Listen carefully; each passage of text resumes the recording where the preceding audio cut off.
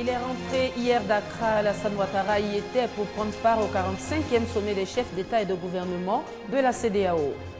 Et puis, comme tous les 11 juillet depuis 1989, la Côte d'Ivoire, à l'instar des autres pays du monde, célèbre la journée mondiale de la population. Pourquoi une journée dédiée à la population? Vous le saurez dans ce journal. La bande de Gaza, toujours dans l'émergence des violences face au raid israélien. Plus de 70 morts et plusieurs dizaines de blessés, dont des enfants. Voilà pour le sommaire de ce journal. Bonjour à tous et bienvenue. Depuis hier se tient à Accra, la capitale ghanéenne, les travaux du 45e sommet des chefs d'État et de gouvernement de la CEDEAO.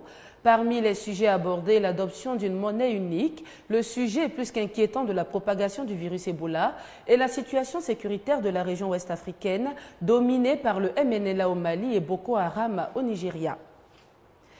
Et puis on le sait, le président ivoirien Alassane Ouattara était aussi présent à Accra. Il est rentré hier en fin d'après-midi à Abidjan. Écoutons justement le point qu'il fait de ce 45e sommet de la CEDEAO.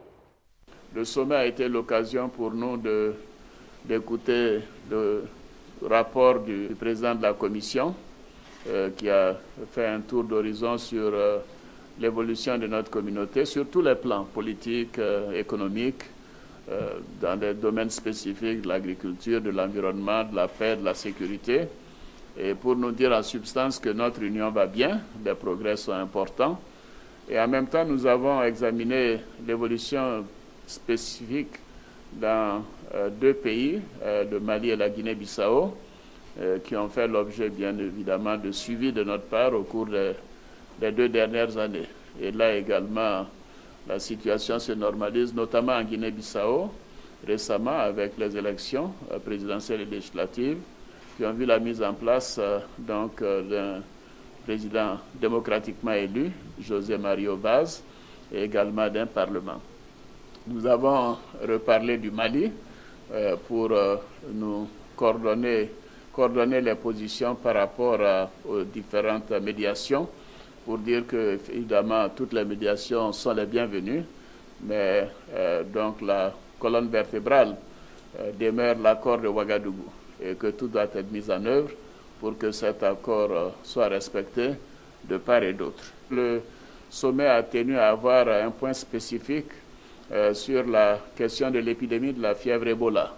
Le Nigeria a eu un geste de solidarité à l'endroit des 3 pays membres, d'environ 3 millions de dollars, et également au niveau d'un fonds spécifique de la CEDEAO pour faire face à cette épidémie. L'amicale des étudiants du plateau s'est réunie en début de semaine pour réfléchir sur la question de l'emploi jeune en Côte d'Ivoire. Il en ressort donc que 120 000 jeunes Ivoiriens ont perdu leur emploi suite à la crise post-électorale de 2011. C'est ce que nous disent Serge Koléa et Éric Goré.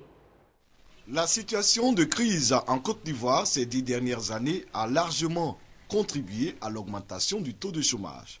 Aujourd'hui encore, les gouvernants et autres chefs d'entreprise éprouvent d'énormes difficultés à créer ou offrir des emplois aux jeunes diplômés. Les participants à cette table ronde sont d'accord sur la question. Pour les représentants du PNUD, le Programme des Nations Unies pour le développement, les partenaires au développement sont prêts à aider la Côte d'Ivoire qui sort de crise. Nous sommes présents à cette table ronde pour échanger avec la jeunesse sur les questions donc, de paix, de développement et d'employabilité des jeunes. Aux jeunes qui représentent 64% des chômeurs en Côte d'Ivoire, le représentant de l'AGEP, l'Agence nationale d'études et de promotion de l'emploi, a demandé d'être plus entreprenants. Il les a engagés à imposer la paix par leur comportement afin d'avoir de meilleures opportunités d'emploi. À l'AGEP, a-t-il ajouté, les jeunes sont appelés à aller vers l'emploi et non le contraire. Selon lui, 1000 jeunes ont été financés cette année par l'AGEP dans la réalisation de leurs projets. Les jeunes se disent satisfaits de cette table ronde qui va permettre de trouver des solutions à la question du chômage en Côte d'Ivoire. Pour nous, c'est la situation de paix qui est créatrice d'emplois. Des jeunes qui organisent une table ronde pour réfléchir sur le problème de l'emploi, c'est plus qu'un amour patriotique. Les échanges de cette table ronde ont tourné autour du thème Instabilité sociopolitique et crise de l'emploi, quelle réalité? Nous sommes aujourd'hui au 11 juillet 2014, date de la commémoration de la Journée mondiale de la population, une journée instituée depuis 1989 par le Programme des Nations Unies pour le développement. Cette année, la célébration de l'humanité est marquée chez nous en Côte d'Ivoire par un accent particulier mis sur les besoins de la jeunesse. Mais pourquoi une journée dédiée à la population? Plusieurs d'entre vous se posent certainement la question. Élément de réponse dans ce reportage à d'Arnaud Niedo et Franck Quadio. 7 milliards, c'est le nombre estimatif de la population mondiale. Une donne qui ne cesse de grimper du fait des 423 000 naissances en moyenne par jour selon le Programme des Nations Unies pour le développement. Attirer donc l'attention sur l'urgence et l'importance des questions de population au regard de sa croissance exponentielle, c'est l'objectif de cette journée initiée par le PNUD, exclusivement dédiée à la population. Ce jour est un prétexte pour les experts en démographie de se rencontrer et de plancher sur les problèmes de l'humanité. Rencontres qui ont pour but de trouver des stratégies pour assurer aux habitants de la Terre de meilleures conditions de vie et d'existence. En Côte d'Ivoire, la célébration de la population est axée sur la recherche des solutions aux problèmes que rencontre la jeunesse. Le chômage, la délinquance sont entre autres des difficultés qui touchent cette frange qui constitue le tiers de la population, soit 7,5 millions d'individus environ. De cette population, l'on dénombre 85% des chômeurs selon le rapport national 2011-2012 sur l'état et le développement de la population de Côte d'Ivoire (EPSI). La jeunesse ivoirienne n'est également pas à l'abri de l'analphabétisme. 43% des jeunes ne savent ni lire ni écrire selon l'AGEP. Face à tous ces facteurs, et surtout que la France jeune est très reproductive, 30% de jeunes filles de 15 à 19 ans ont déjà commencé leur vie féconde et 23% d'entre elles sont déjà mères. Il est plus qu'urgent de mener des actions pour régulariser la situation des jeunes ivoiriens. L'État entend donc à travers cette journée engager des actions en faveur de la capacitation de la jeunesse, car une bonne politique de la jeunesse augure un avenir radieux à un pays. Intéressons-nous maintenant à ces petits commerces qui fleurissent en période de jeûne musulman. On retrouve en bordure de routes ou de mosquées des vêtements relatifs au mois de Ramadan, des périodiques islamiques et bien d'autres objets. Et à tous les coups, la demande est forte. Conséquence directe, les prix grimpent. Et ce n'est pas fait pour déplaire à ces commerçants d'occasion. Reportage Konessiaka et Franck Quadio. Le mois de Ramadan, aux alentours des mosquées et autres lieux de prière, plusieurs produits. Des Corans, des livres d'éducation islamique, des posters et des calendriers, mais aussi des tenues vestimentaires, notamment des boubous de prière, sont proposés par les commerçants issus de la communauté. À la gare routière d'Adjamé, à proximité de la grande mosquée, cette dame tient un commerce avec son époux. Elle dit vouloir écouler progressivement son stock avant la dernière semaine de jeûne. C'est que si pour le mois ça va.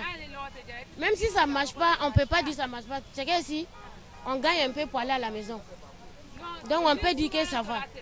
Les clients disposant davantage de moyens s'approvisionnent en même temps pour la fête, surtout lorsque la bourse le permet.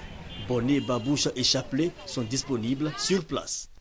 Les commerçants, contexte oblige, sont peu bavards, surtout dans la soirée, car affaiblis par la pénitence et tenus par les obligations de ce mois sacré.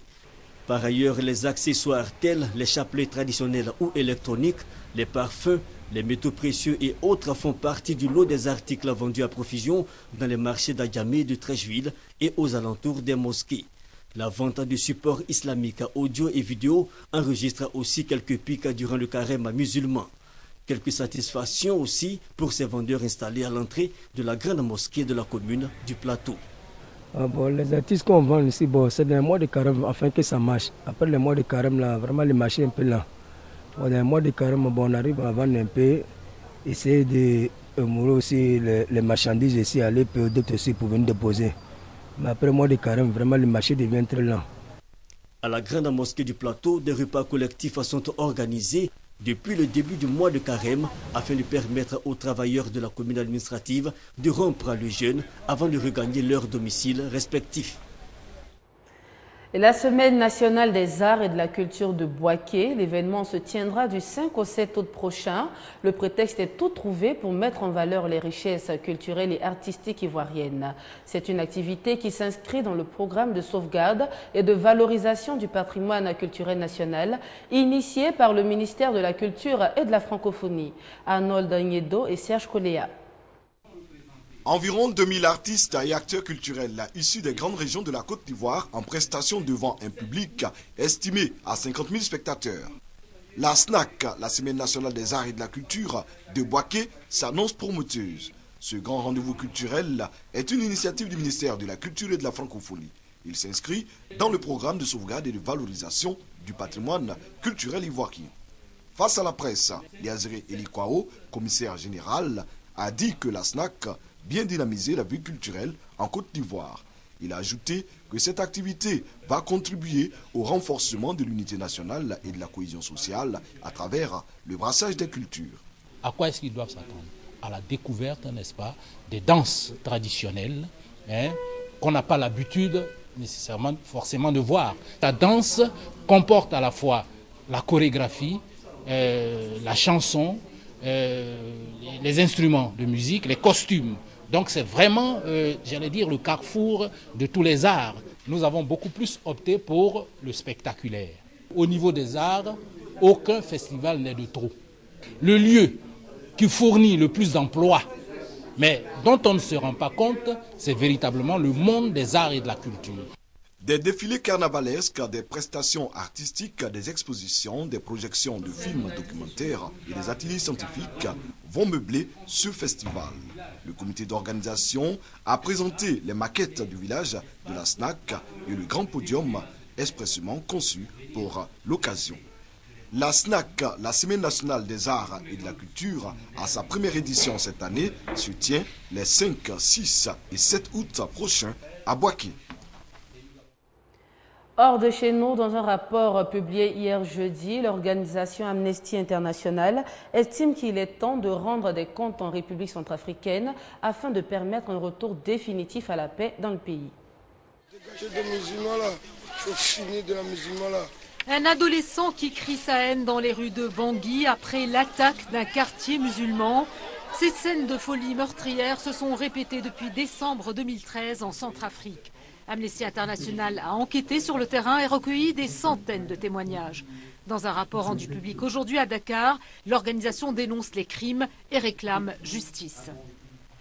Ce qu'on demande, c'est que les autorités centrafricaines travaillent avec la communauté internationale pour créer un tribunal hybride avec les juges nationaux et internationaux pour ouvrir les enquêtes sur les individus et s'il y a assez d'évidence pour les poursuivre en justice. Amnesty pointe du doigt la responsabilité des anciens présidents Bozizé et Djotodia dans ces violences qui ont fait des milliers de morts et contraint près d'1 million de personnes à fuir leur maison. L'organisation met en évidence aussi le rôle des forces tchadiennes dans les exactions. Nous avons des informations sur l'implication des membres de l'armée tchadienne dans un incident, le tout dernier qui était au mois de mars de cette année, dans un marché à Bangui, où ils auraient tiré sur des civils et il y aurait eu au moins une centaine de personnes blessées et plusieurs personnes tuées. Amnesty International souligne enfin le manque de volonté politique de la part des autorités de la transition d'arrêter et de punir les auteurs des violences, des suspects qui courent les rues à Bangui ou ailleurs sans être inquiétés. En bref et en images, plus de 210 raids israéliens lancés sur la bande de Gaza, au moins 70 morts et plusieurs dizaines de blessés. C'est le triste bilan que l'on peut établir au 4e jour de violence entre Israéliens et Palestiniens. Sur le plan diplomatique, les dernières heures ont été marquées par la proposition de Barack Obama. Le président américain s'est entretenu par téléphone avec Benjamin Netanyahou et a offert la médiation de Washington. Merci à vous tous de votre attention. Très bon vendredi en compagnie des programmes de RTI2. Au revoir.